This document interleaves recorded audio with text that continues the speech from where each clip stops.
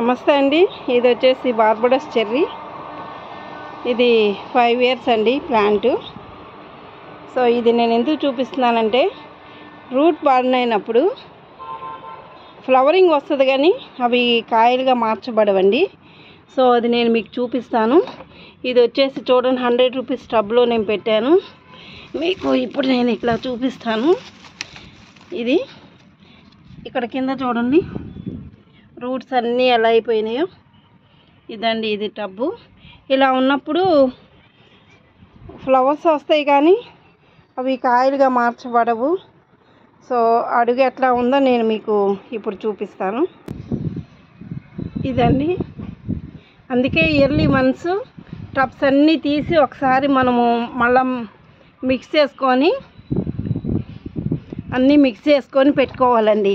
ఇలాగే ఉంచేస్తే ఇలా అయిపోతాయి. ఇది రూట్ బర్న్ అంటారు. అడుగును చూడండి ఎంత అంటే నేను చాలా మొక్కలు మార్చానండి, వీడియో చేయలే. బట్ మా బాబు అన్నాడు వీడియో చేయొచ్చు కదా మమ్మీ అని. సో యూజ్ అవుతుంది అందరికని నేను ఈ వీడియో చేస్తున్నాను. చూడండి ఎట్లా ఉందో, ఎంత ఎక్సెస్, ఇదంతా ఎక్సెసే. అసలు లాస్ట్ టైము మొన్న కూడా నేను మార్చినప్పుడు ఇంకోటి చాలా వచ్చిందండి. ఇలా వచ్చినప్పుడు మనకి మొక్కగా ఉంటుంది కానీ చూడండి హైట్ కూడా ఏం పెద్ద ఎదగలేదండి ఇది. సో అందుకే మనం టబ్స్లో నుంచి తీసి వేపపిండి ఇవన్నీ కలిపి ఇయర్లీ వన్స్ మనం పెట్టుకోవాలండి.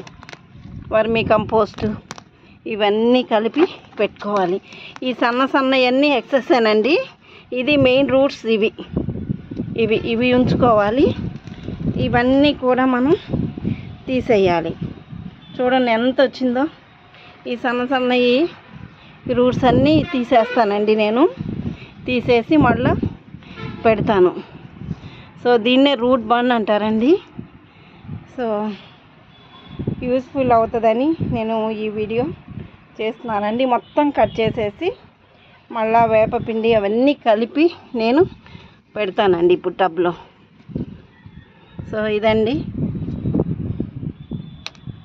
ఇలా ఉంటుంది మొక్క. అందుకే ఇయర్లీ వన్స్ మనం కంపల్సరీ మార్చుకోవాలి.